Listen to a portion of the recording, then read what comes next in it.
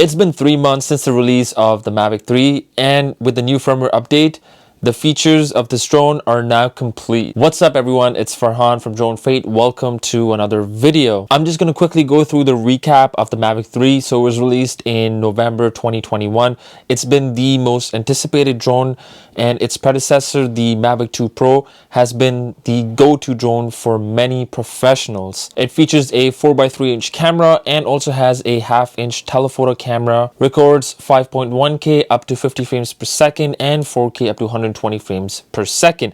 Also has a battery time of 45 minutes, but realistically speaking about 35 minutes. Until December, the Mavic 3 was missing so many features that included hyperlapse, panoramas, quick transfer, focus track features, and so many more. DJI said that they would release a firmware update in January to complete this drone, but then they surprised Mavic 3 users in December with a firmware update that included focus track features and hyperlapse as well. However, at the time, you could only use focus track features using only the normal color profile. The latest firmware update in January, however, saw major updates that included panoramas.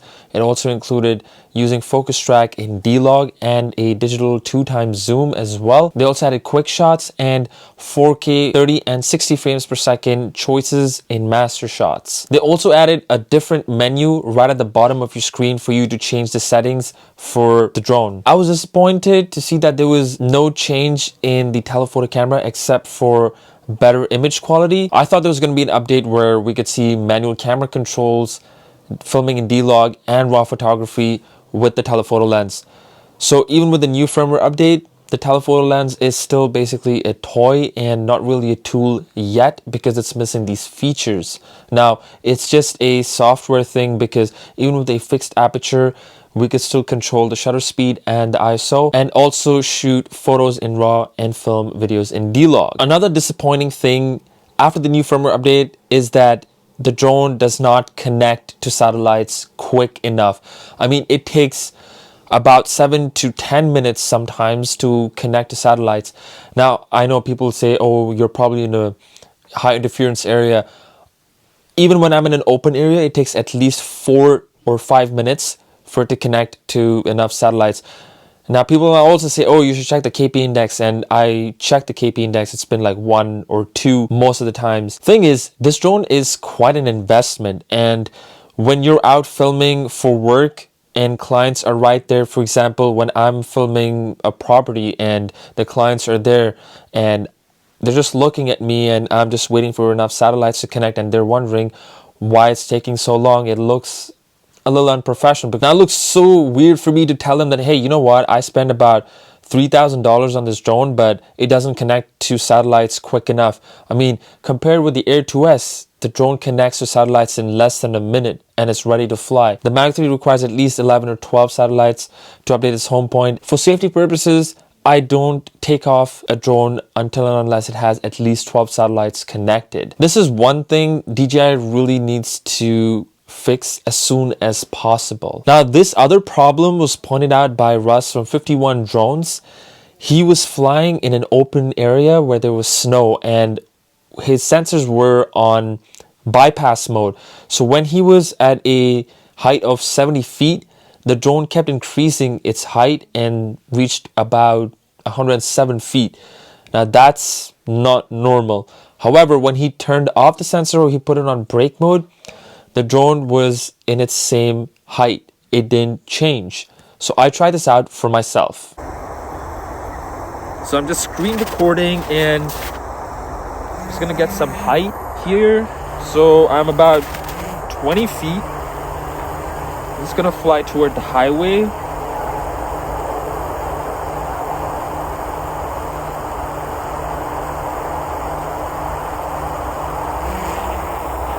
So, and I'm gonna change the sensors to bypass mode.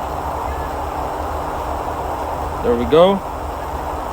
Let's see. Now, as you can see, I'm just pushing the sticks forward. Wow, that was being really weird. It wasn't even flying straight. So I'm just gonna push the front stick.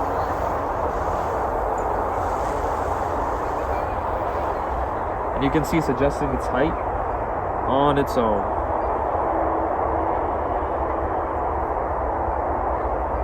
Okay, I'm gonna bring it back now. So from 40 feet, it went up to 44, 45, 46, 47, 48, 50. And it's adjusting the height all by itself. So that's something really weird. I'm gonna try and put it down low and see if this issue happens the same way too. So moving forward slow, just pushing the front stick here.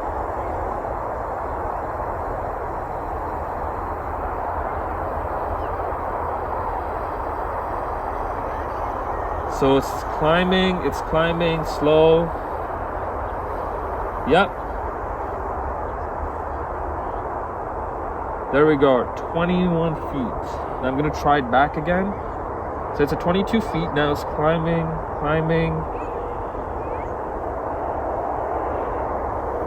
Wow, it's at 30 feet now, 31. That's just crazy. After spending so much money on a drone, you expect there to be a lot of features, but more importantly, more options. Now, I love the fact that there's a variable aperture, but I would love for there to be an option like there was with the Mavic 2 Pro, where you could control the contrast, sharpness, saturation on the screen. I mean, it's just something they could add. But I know you can do all these things in post, but it is nice to have these features while filming as well, because they could come up help. Now, like I said, when you're spending so much money, there should be more options. Anyway, it's not that important, but it's just something to point out that they could add in a future firmware update, I hope. After flying this drone for 3 months, I think that this drone is incredible, especially after the new firmware updates. I mean, I shoot a lot of pano photos, so having the feature to shoot panos is so much more easier now. I mean, not that it was limiting me from doing it before. I mean, I could do it manually, but now that the automatic features are there, it's incredible. And I also shoot a lot of hyperlapses, so this drone weighs almost 1 kilo and it stays stable in the air most of the time, so it saves me a lot of work in post to stabilize the hyperlapses. So that's one great thing. The image quality, outstanding. Even when I film in normal color profile, it's so good. I love it. Most of the times I do film in D-Log, but during certain times I do film in the normal color profile, and it's outstanding. Now here's the thing, this drone meets my requirements, so I think it is an incredible drone in my opinion for my requirements. Everyone has different requirements, so this drone will probably not fit those or exceed those requirements. So not everyone will find this drone incredible or have the need to purchase the Mavic 3. But for what I require, this drone produces really good results and I'm happy with it. I barely use the mastershots feature, but it's nice to have a 60 frames per second option. And I also barely use the quickshot features, but it's also nice to have that there as well. Like I mentioned before, I think it's really important for DJI to release an update to add manual features and D-Log and raw photography to the telephoto lens. That would be really appreciated. That is a tool then. It stays in the air for so long that sometimes I only have to use 1 or maybe even 2 batteries, and the third one is just there. I don't use it as much. I hope DJI fixes all these issues, but after the new firmware update, the drone has become even more powerful and I love it. If you guys enjoyed this video and found some value in it, do give it a thumbs up and subscribe, as it really helps out this video and this channel. Thank you guys for watching, and I'll see you in the next one. One shot, now the future is yours. Go! Yeah, I was building on a lecture. Verses coming daily under pressure.